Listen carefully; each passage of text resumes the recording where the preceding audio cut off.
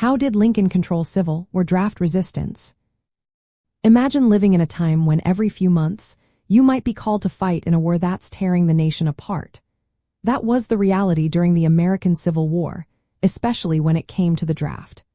President Abraham Lincoln faced huge resistance to conscription, or the draft, because many people didn't want to fight or felt it was unfair. The draft law in the North was called the Enrollment Act of 1863. It required all men between 20 and 45 years old to register for military service.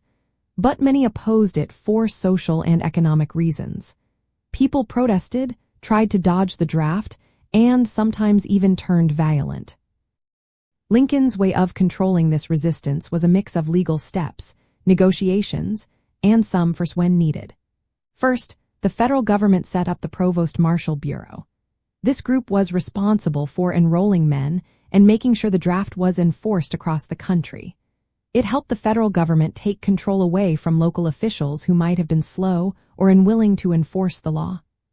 Lincoln also knew that using only force could make things worse. So he worked with state governors, offering them options like postponements or giving credit for men who had already fought. This helped ease tensions and kept states on his side. Many men tried to avoid the draft in clever ways. Some claimed medical exemptions by pretending to be sick or injured. Others lied about their age or said they had dependents to get out of service. Some even enrolled dead relatives to dodge the draft. Many men simply ran away, moving to other states or fleeing to Canada to escape conscription. To reduce the number of men drafted, the government introduced bounty payments. These were money rewards for volunteers. Wealthy men could pay to avoid service by hiring substitutes or paying a fee called a commutation.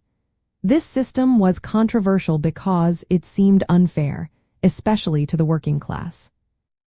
One of the most famous reactions to the draft was the draft riots in New York City in 1863.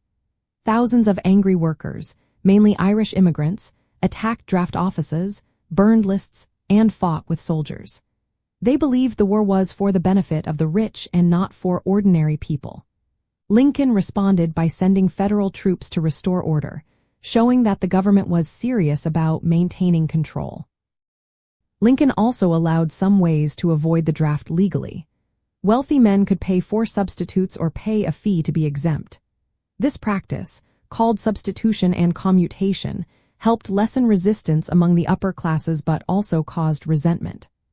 Overall, Lincoln kept the draft going by combining legal authority, negotiations, financial incentives, and military force when necessary. These actions reflected the complex social and political challenges of keeping the nation united during such a difficult time.